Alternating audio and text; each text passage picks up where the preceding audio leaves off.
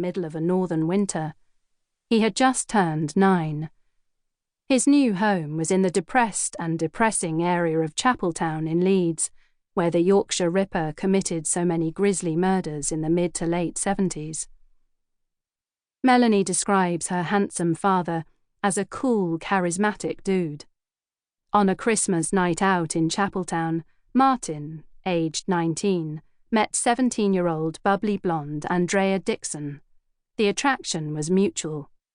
She lived in the district of Seacroft, an area on the east side of the city, where the black population was practically non-existent at the time and skinhead gangs were thriving, which Melanie found particularly upsetting as she grew up. They had been going out for more than 2 years, as well as taking the daring step of moving in together, before Melanie Janine Brown was born on the 29th of May, 1975, at the maternity hospital in Leeds. They married 3 months later at the city's register office, which was the first time their families had met.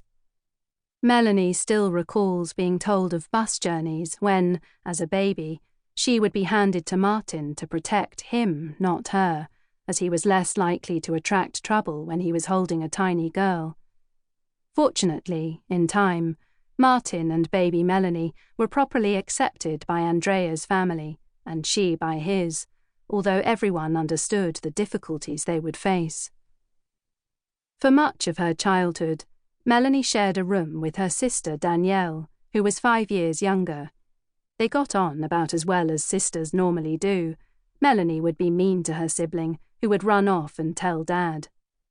Nobody could fault Martin's work ethic.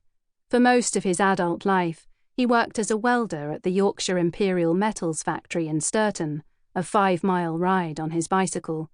Melanie proudly declared, "He worked his backside off to raise his family, never missing a shift." He would often work double the hours to make sure he could afford the annual summer camping holiday in the seaside resort of Abersoch in West Wales. Many of Melanie's extended family would make the trip, which was the highlight of her year. Andrea had left school at 15 and took a number of low-paid jobs to do her bit for the family's finances. She worked at the local C&A clothing store for 18 years, as well as cleaning in an old people's home. Her earnings would be invaluable when they discovered that their high-spirited daughter had a passion for dancing, which proved to be a good way of channeling her boundless energy. It was the one pursuit guaranteed to tire her out. Melanie, aged 9, enrolled at the Jean Pierce School of Dance in Horsforth, a 10-minute bus ride up the road from the new family home in Kirkstall, Leeds. Jean was the doyenne of dance in the city. She had set up the school in 1945 and over the years had choreographed many amateur productions and pantos in the north of England. Jean had also been responsible for the dancing in the popular Yorkshire TV series Young Showtime, which helped launch the careers of Joe Longthorne, Bonnie Langford, and the Emmerdale favourite Melandra Burrows. She worked wonders with Melanie, barking at her to point her toes and helping her develop the priceless skill for a professional dancer of being able to pick up routines quickly, having been shown the steps just once. She was also anxious to broaden her young pupils' experiences and arranged school trips to see touring productions of Miss Saigon and Cats.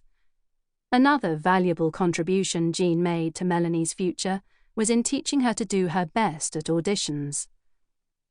At dance classes, Melanie made new friends, including a local girl, Charlotte Henderson, who remains her closest friend despite all the ups and downs of later years. Another was Rebecca Callard, a petite, pretty girl whose mother is the popular Coronation Street actress Beverly Callard, who plays Liz MacDonald in the Evergreen soap. The two teenagers saw little of one another at Jean Pierce, but became best pals when they started senior school and bumped into each other on the first day. They were the new girls at Intake High School in the West Leeds district of Bramley. The focus there was less on traditional academic work and more on the arts subjects that interested them: music, drama, and dance. Rebecca, who would go on to become a